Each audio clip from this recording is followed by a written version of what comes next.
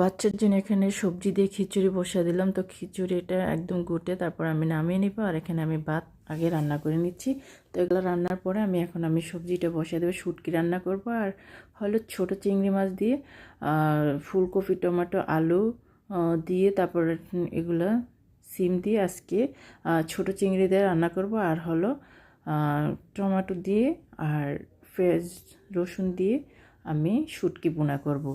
তো আমি এখানে আমি মানে শুটকি বোনার রেসিপিটা আমি পরে ছাড়বো, কারণ আমি এটা আগে লং হয়ে যাবে ভিডিওটা, এর জন্য আমি দুইটা একসাথে ছাড়তে পারিনি।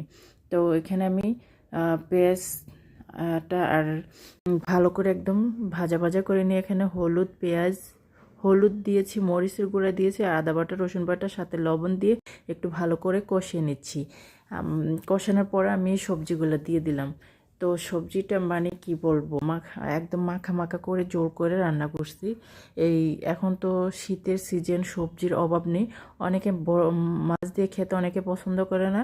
আপনারা যদি ছোট চিংড়ি দিয়ে যদি আমি যেভাবে রান্না করছি এভাবে যদি বাসায় ট্রাই করেন, বিশ্বাস করবেন না, এক কথা অসাধারণ অসাধারণ। মানে আপনি যে না খাবে তারও খেতে ইচ্ছা করবে এরকম সবজিটা। আপনারা দেখি বুঝতে পারবেন যে আমি কতটা মজা করে এই রেসিপিটা তৈরি করছি। আপনারা যদি ভালো লাগে অবশ্যই আপনারা কমেন্টে বলবেন যে আপু সত্যিই বলছেন যে দেখতেও সুন্দর আর খেতেও অস্থির লাগবে। আপনারা মানে কমেন্টেও জানাবেন যে আমার রেসিপিটা দেখতে কীরকম হয়েছে আর খেতে আপনাদের বুঝবেন যে কীরকম হবে। তো আমি এখানে সব জিরা টিরা দিয়ে তারপর ধনিয়া পাতা দিয়ে একদম মাখা মাখা জোল করে, যতটা শুকায় নেওয়া যায় ততটাই ভালো। এই সবজিতে তো জোল রাখার কোনো দরকার নেই।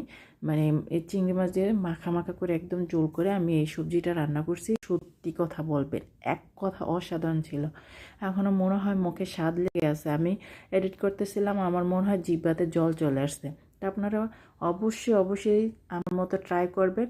আর এখানে শুটকি বোনাটা আর এখানে যে সবজিটা। তো আপনারা ভালো থাকবেন, সুস্থ থাকবেন। আল্লাহ হাফেজ।